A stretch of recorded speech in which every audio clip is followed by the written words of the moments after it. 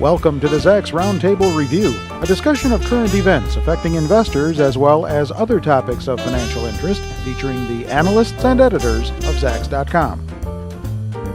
Well, as we start a new trading month here in February, we have good news and bad news. The good news is that January is behind us. The questionable news, I don't want to call it bad just yet, but the questionable news is what will February bring? We're going to see if we can't get some answers from our panel. Research Director Shiraz Mian, Equity Strategist Tracy Reinick, and ETF Strategist Eric Dutram. Shiraz, first of all, we still have a market that's in the emerging market doldrums here as we start this new trading month in February. And if money starts to flow out of the emerging market countries, it may be a benefit somehow to the U.S. How? Not to the stock market so much, but to the U.S. in the sense that the Treasury bonds and the U.S. dollar has historically been the safe haven asset and safe haven currency. And we are seeing some evidence of that already, even though the Fed tapered again. We are seeing the yields on the 10-year come down. The corporate bond market is fairly quiet as well. So I think it's reasonable to assume that if the emerging market turmoil persists, you would see that continued momentum in the Treasury and the corporate bond market. The stock market is a little bit kind of more of a psychological, emotional play.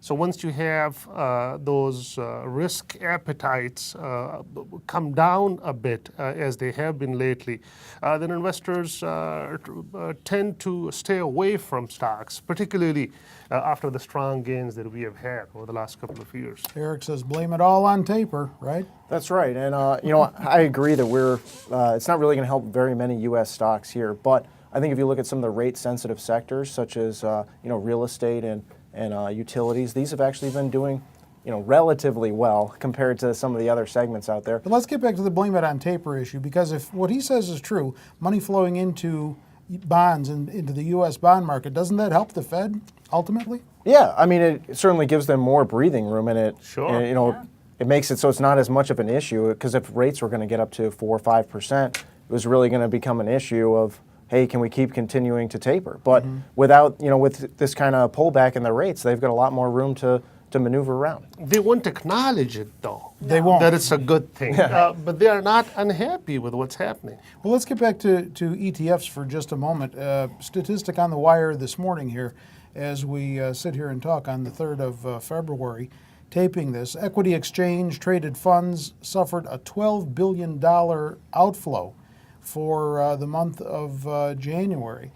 So this has already begun to weigh on the stock market, in effect, right? Yeah, and some of the biggest funds that have lost in the year-to-date time frame were, the SPYs of the world, and then EEM and VWO, which are the biggest emerging market funds. No real shocker there.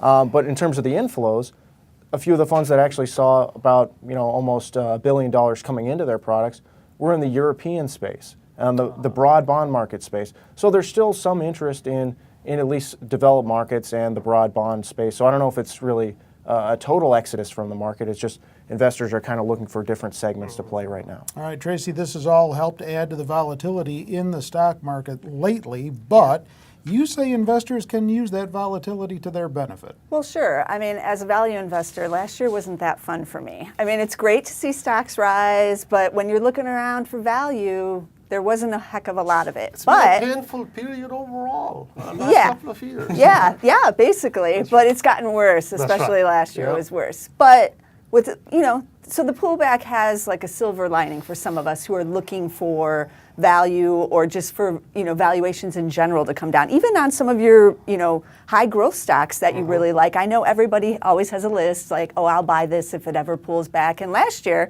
it never pulled back. Yeah. So now's the time to get out that list and start looking at what you have always wanted to buy, where it's at. If it keeps continuing to pull back, you're going to get it on sale. So that's not necessarily a bad thing. Okay. So does anyone here foresee the emerging markets stabilizing in the month of February?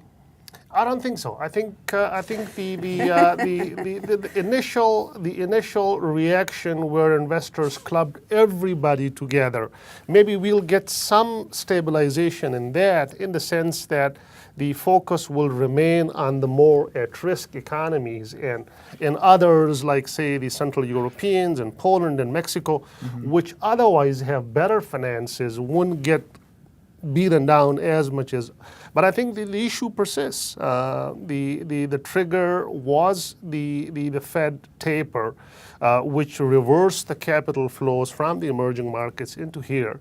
And now the way they deal with it is to jack up their rates, which brings down their growth profile further. So the issue remains in the headlines, and investors have to grapple with it. So what would have to happen for this whole situation to stabilize?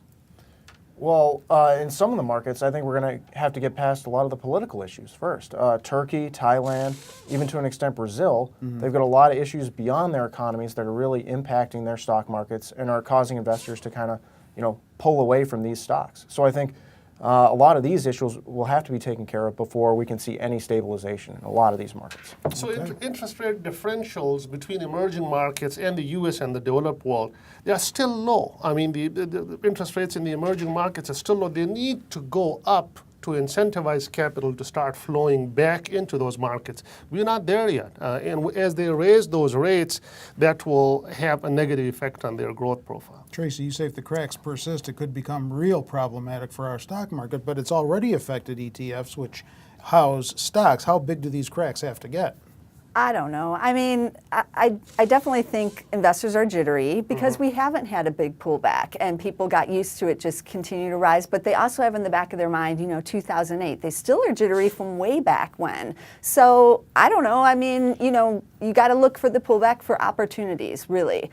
And they will be there. But I would say, one thing to watch is China. What's going on over there? I know it's my thing, but Couldn't go one round table without bringing I up had to China. bring it up. They're just coming back from their New Year vacation, so we'll see what happens in February over there. But whatever happens there, I think, is going to dictate a lot of what happens globally. Bottom line, though, opportunities still exist if you can uncover them. Oh yeah, definitely. Right? Everybody Sure, would agree absolutely. with that. Okay.